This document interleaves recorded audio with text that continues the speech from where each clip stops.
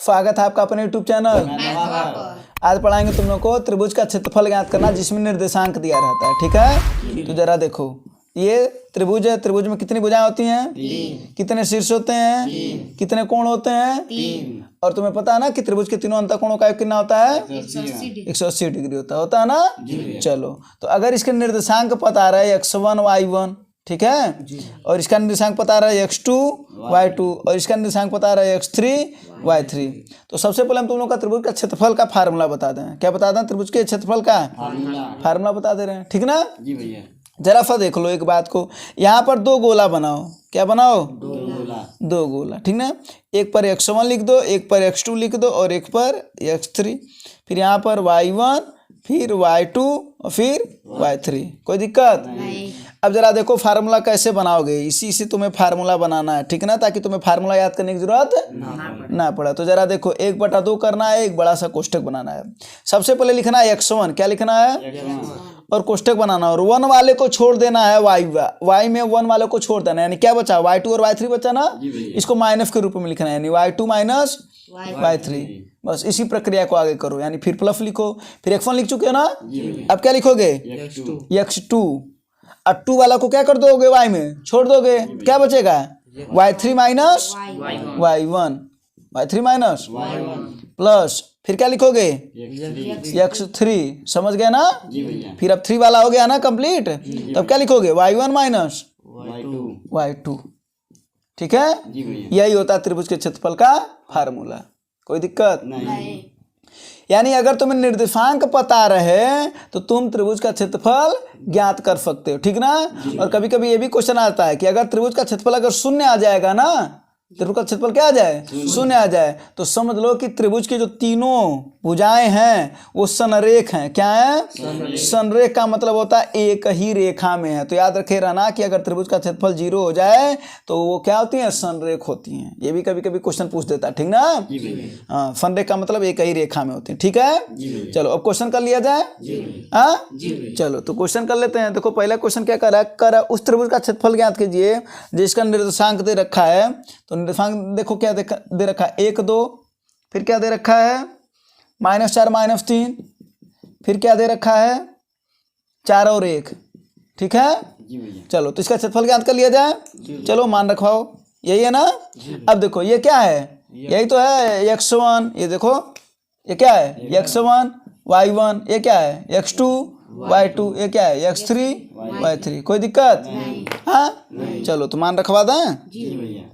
चलो तो मान रखो, देखा x1 का वैल्यू कितना है? 1, तो यहाँ पर कितना रखोगे? 1। फिर y2 माइनस y3 ना, तो y2 ये है ना, अब y3 कौन है? ये है, यानी क्या लिखोगे? -3 -1। कोई दिक्कत? प्लस x2 का वैल्यू कितना है? -4, तो प्लस और माइनस का गुणा होगा तो क्या हो जाएगा? ये माइनस हो जाएगा ना, तो यहाँ पर लिख दो माइनस ना। कोई दिक्कत? चलो 4 लिख दिए। फिर कोष्टक में देखो y3 है ना, तो y3 कितना है?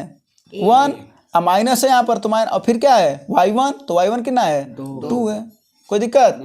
फिर प्लस x3 का वैल्यू कितना है? 4 लिख दिया। फिर उसके बाद फिर y1 का वैल्यू कितना है? तो y1 ही है ना, 2, अब माइनस y2 का वैल्यू कितना है? -3, तो माइनस माइनस का गुणा क्या हो जाएगा? कोई दिक्कत?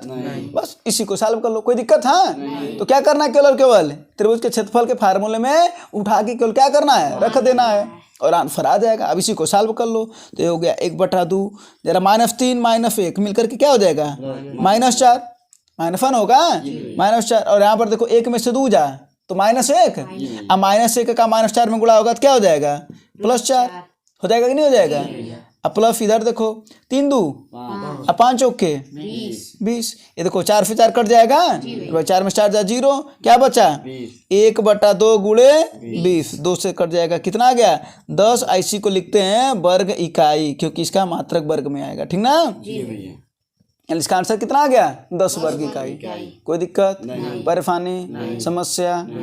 ठीक है। हाँ, तो ऐसे मेहनत करना पड़ेगा, ठीक ना, क्योंकि सुने हो ना कि इंसान 2 चीजों से बनता है। कितने चीजों से बनता है? 2 चीजों से। या तो किस्मत या तो मेहनत, या तो किस्मत या तो मेहनत। देखो गरीब के पास किस्मत तो होती नहीं है, क्योंकि अगर किस्मत होता तो उसे गरीबी का दंश नहीं झेलना पड़ता। तो बचा क्या? मेहनत। हमें वही करना पड़ेगा, ठीक है। चलो तो अगला क्वेश्चन देखा जाए। जी भैया। चलो अगला क्वेश्चन देखते हैं। तो यहाँ पर ये मिटा था ना। जी भैया। चलो अब अगला क्वेश्चन देख लिया जाए। फार्मूले तो यही है ना। बस इसके यहाँ पर अभी मान चेंज हो जाएंगे, तो इसको भी मिटा था ना। चलो अब अगला फल देखते हैं क्या है। चलो अगला क्वेश्चन कर रहा है कि 3 5, यहाँ पर क्या है 3 5, और फिर क्या है -2 0, फिर क्या है 6 4, क्या है 6 4। अब कह रहा है बताओ जरा 5 का त्रिभुज का क्षेत्रफल क्या होगा भैया। फार्मूला में रखना है 1/2। x1 का वैल्यू कितना है 3 है, y2 - y3 है ना, तो y2 का वैल्यू कितना है 0 है ना। तो 0 - y3 का वैल्यू कितना है 4, y3 4 है ना, 6 कहाँ है 6, तो x3 का वैल्यू है। बस कोई दिक्कत। प्लस x2 ना, तो x2 का मतलब -2 है ना, तो -4 का गुणा क्या हो जाएगा माइनस हो जाएगा, कितना हो जाएगा 2।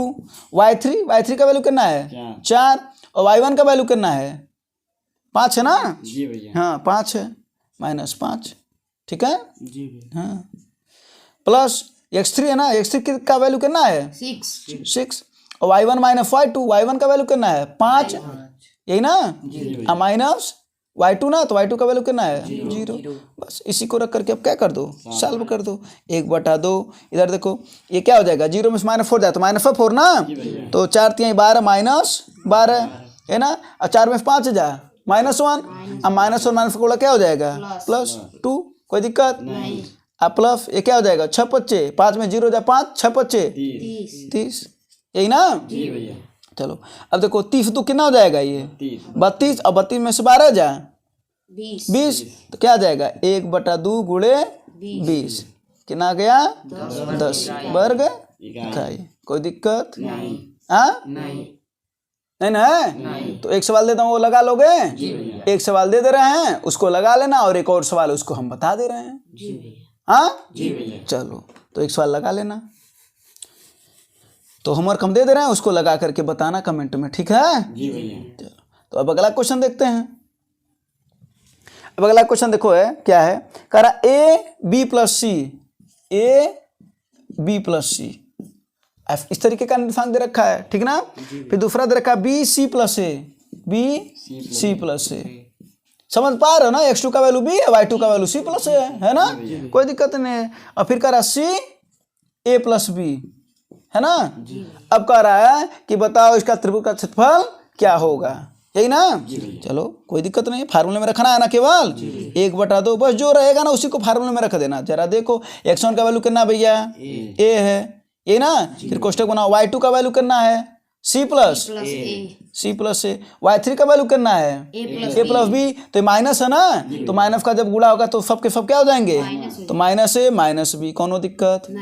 प्लस x2 का वैल्यू कितना है B, x2 का वैल्यू देखो कितना है B। फिर y3 - y1 ना, तो y3 कितना है A + B, और y1 कितना है B + C, तो माइनस है ना, क्या हो जाएगा -B - C।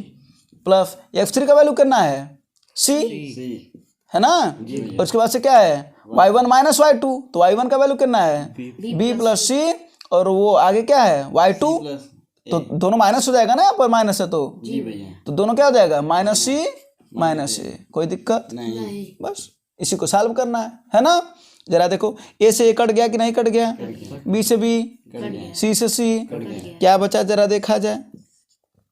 यहाँ पर क्या बचा A C - B plus B A - C plus C B - A, कोई दिक्कत बोर तो नहीं हो रहे हो, समझ में आ रहा ना। हाँ चलो ठीक है। तो जरा आप देखो इसको सॉल्व कर लो। A का गुणा कर दो तो क्या हो जाएगा AC, क्या हो जाएगा हाँ, और A का फिर B में गुणा कर दो तो क्या हो जाएगा -AB, फिर प्लस B का A में गुणा कर दो तो BA, और माइनस BC, प्लस C का गुणा कर दोगे CB - CA। अब जरा देखो यहाँ पर AC प्लस के रूप में है ना, हाँ तो ये जरा देखो AC प्लस के रूप में है, और यहाँ पर CA माइनस के रूप में है, तो FA कहो चाहे AC कहो, अरे 2 तिहाई 3 दूना, बात एक ही है ना। तो FA फिर देखो FA कट गया कि नहीं कट गया। फिर जरा देखो यहाँ पर -AB है और यहाँ पर +AB है कि नहीं है, कट गया। सी बी है, बी सी है, ये भी एक ही जैसे है ना, और यहाँ पर माइनस यहाँ पर प्लस है, ये भी क्या हो जाएगा, कट जाएगा, कट गया ना। तो क्या बचा यहाँ पर 0, यानी 1/2 गुणे 0 इक्वल टू 0 वर्ग इकाई। यानी त्रिभुज का क्षेत्रफल कितना आया 0 और हम बताए हैं कि जब त्रिभुज का क्षेत्रफल 0 आएगा तो क्या कहोगे कि त्रिभुज की भुजाएं संरेख हैं, यानी वो क्या है, एक संरेख है, एक ही रेखा में है। ठीक है ना। चलो तो बाकी जो होमवर्क देते उसको आंसर बता देना। ठीक है ना। तो बस, तो और सवाल कराने की जरूरत है नहीं ना। तो बस देखो, तो मेन फार्मूला क्या है, बस उसी को तैयार करना है। ठीक है। बस अब कॉन्सेप्ट समझी गए हो कि कैसे निर्देशांक लिखना है ना। कोई दिक्कत, परेशानी, समस्या? धन्यवाद। जय हिंद।